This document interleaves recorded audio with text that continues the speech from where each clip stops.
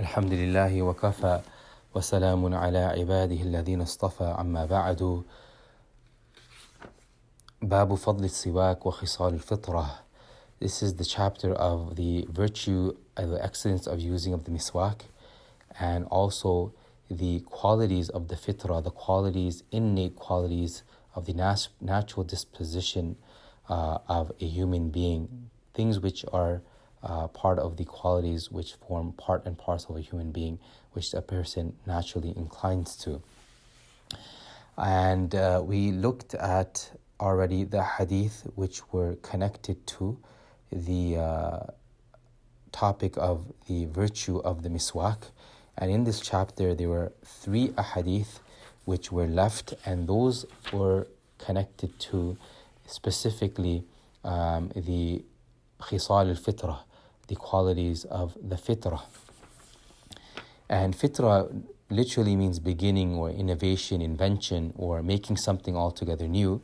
But here it means an instinct or such nature or disposition which is inborn.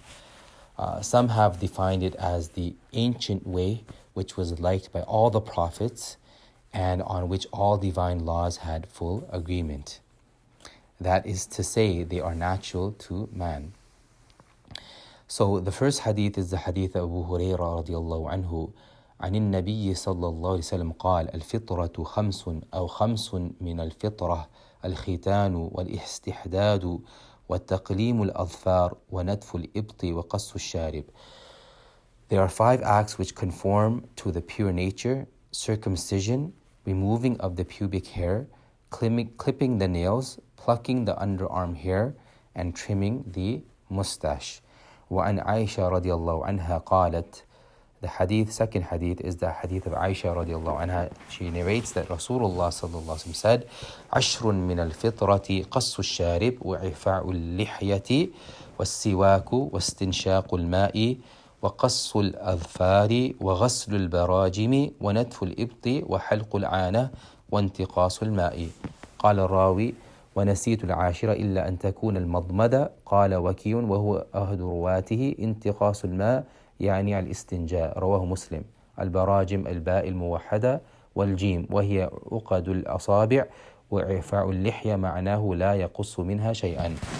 Aisha radiallahu anha reports that Rasulullah said, there are 10 demands of pure nature. عشر من الفطرة. There are 10 matters which are from the pure nature, from the fitrah.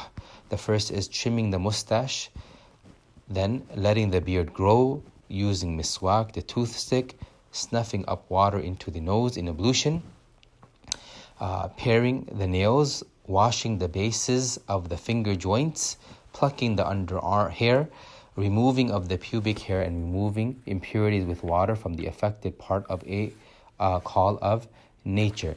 And the sub-narrator said, I forgot the 10th, but it might possibly be the rinsing of the mouth, or also, as other scholars have said, in regards to circumcision, which has already passed from the first hadith. And the last hadith is the hadith of Ibn Umar radiyallahu anhuma. عن النبي صلى الله عليه وسلم قال أحفو الشوارب وأعفو اللحى متفق عليه. The Prophet ﷺ said, trim the mustaches and let the beard grow. Trim the mustaches and let the beard grow. Al-Bukhari and Muslim have narrated that hadith. So these are from the qualities of the fitrah, the innate, the natural disposition of the human being, who a person inclines to. So the first one amongst them was siwak, and that is the toothstick. It has 2 functions. It is, on the one hand, مطهرة للفم. It is a purification for the mouth. It's hygiene. It has medical and physical benefits for one's mouth, one's teeth, one's gums, one's overall hygiene of the mouth. And also مرضاة للرب. It also has that spiritual angle where it is pleasing to Allah subhanahu wa ta'ala. And we learned from previously last week that it is encouraged to be used at 5 times at the time of salah, at the time of wudu, right? This comes in hadith specifically. And we also learned that the Prophet ﷺ, when he would first enter his home, the first thing he was used would be the miswak. And scholars have also indicated, there's hadith as well that indicate that the Prophet ﷺ used it when he would wake up. I'm not too sure at this moment, was it that he would use the miswak prior to going to sleep? On the least, scholars have recommended that this is a mustahab time, and it might be a sunnah. Wallahu ta'ala a'lam. And last but not least, before the recitation of Quran is also recommended to cleanse one's mouth, because this is conversation with Allah subhanahu wa ta'ala, just like when a person enters their prayer as well. So that's in regards to the miswak. Al-madmada wal-istinshaq. So rinsing of the mouth and also of the nose, placing water in the nose. This is also this is a sunnah in the wudu, right? And it's rewarding, and it's of course a purification, and it should be done thoroughly as well. It should be done thoroughly. So with the water of the rinsing of the mouth, it should be done in a way that it's rinsed from one side of the mouth to the other, and also like the gharghara, which is normally made, which that sound comes when a person sometimes, for example, might have a sore throat, and they're making that the water reach that their throat, and it's making the gharghara sound. That's also recommended, so long as a person, of course, is not in the state of fasting. Then a person will only do it lightly. And with the placing of the water in the nose as well, a person will place it with the right hand and use perhaps the thumb and the small finger from the left hand, and clean their nose from the mucus, etc. And they would have the water reach up to the soft bone. Not so extreme, but it should be done thoroughly as well. Of course, unless a person would be in the state of fasting, where then a person would do it lightly.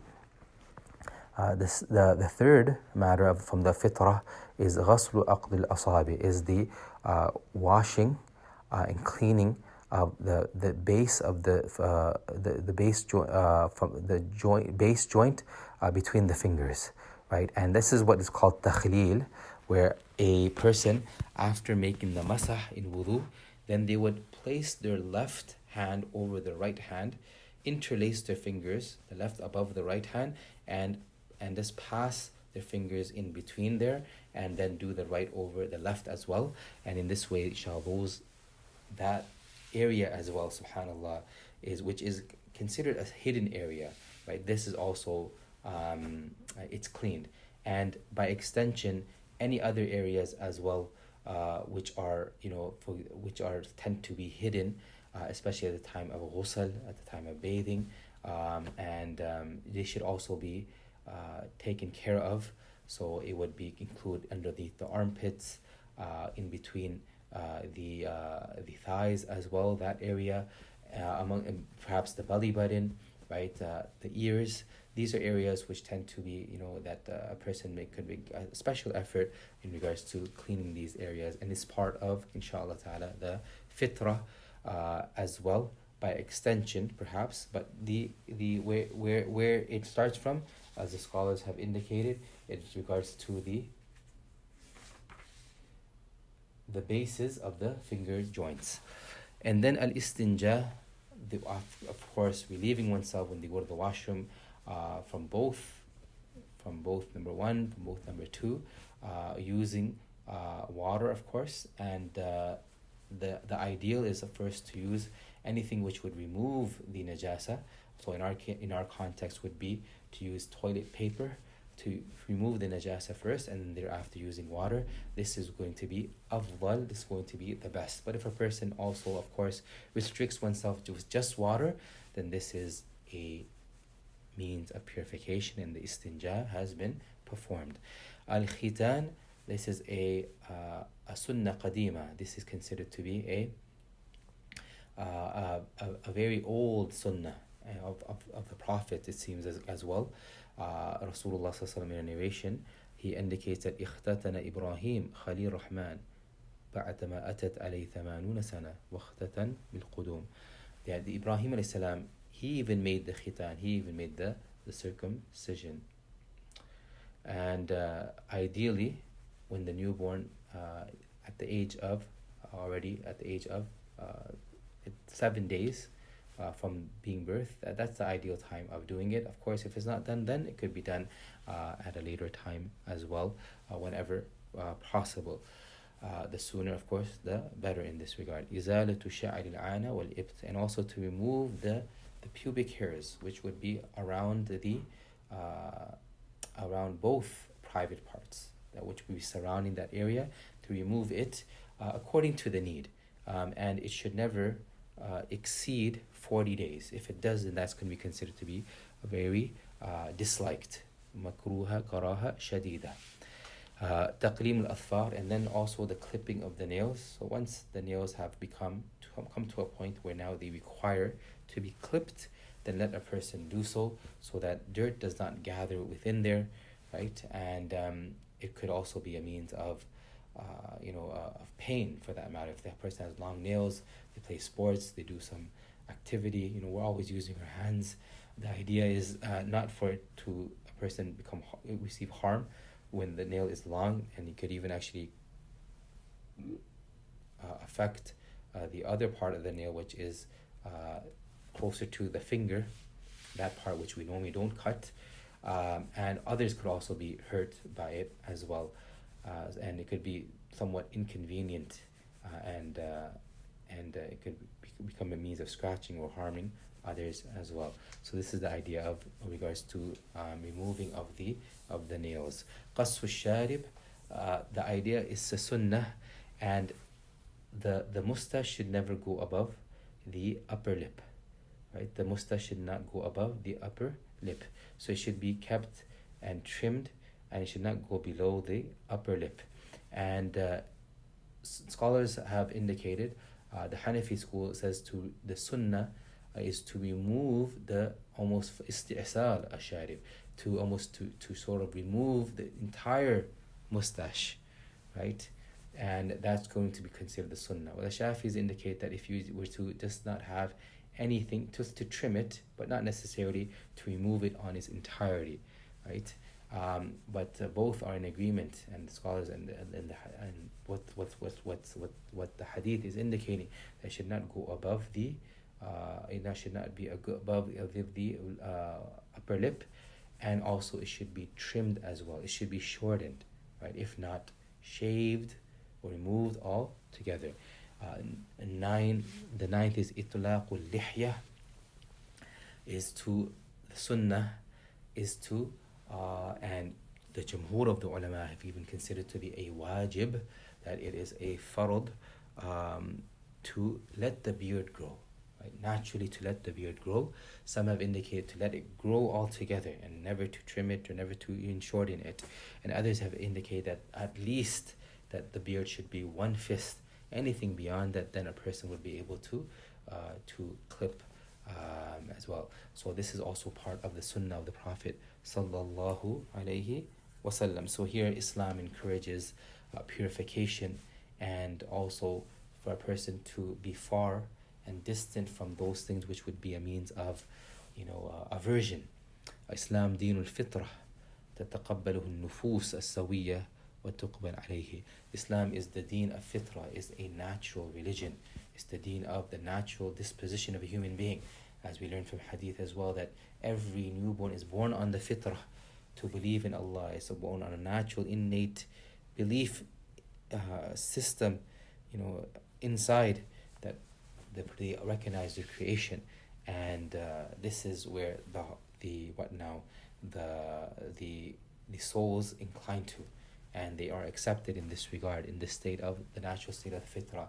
Even the word of ma'ruf and munkar, we are encouraged, we are commanded to perform ma'ruf, and also to command it as well, and to propagate the ma'ruf. And ma'ruf means something, in terms of language, Arabic language, something that is known, something which the fitrah basically knows it and inclines to it, in other words. And we are commanded, and by extension command others as well, to prohibit them from the munkar, right? We are prohibited from the munkar, and by extension to prohibit others from the munkar as well. And munkar, the word comes in terms of Arabic language, that which is alien, that which is foreign, that which is not not, there's no association or affiliation, inclination to that thing. And that's why it's called munkar, because the human temperament disinclined towards that. But of course, like the hadith as well, in Muslim, every newborn is born on the fitrah, but it's then the parents, right, which make them into a Christian or a Jew or a Zoroastrian. So it's the environment, right? It's the environment, our caregivers, it's the environment which mold then, or take us off. May Allah Ta'ala protect that fitrah, and then a human being starts inclining to those things which is not in line with the fitrah, and it shows aversion to those things which are. May Allah Ta'ala protect us and keep us upon the fitrah, on the deen of Islam, in this life and at the time of death as well. وجزاكم الله خيرا وآخر دعوانا أن الحمد لله رب العالمين.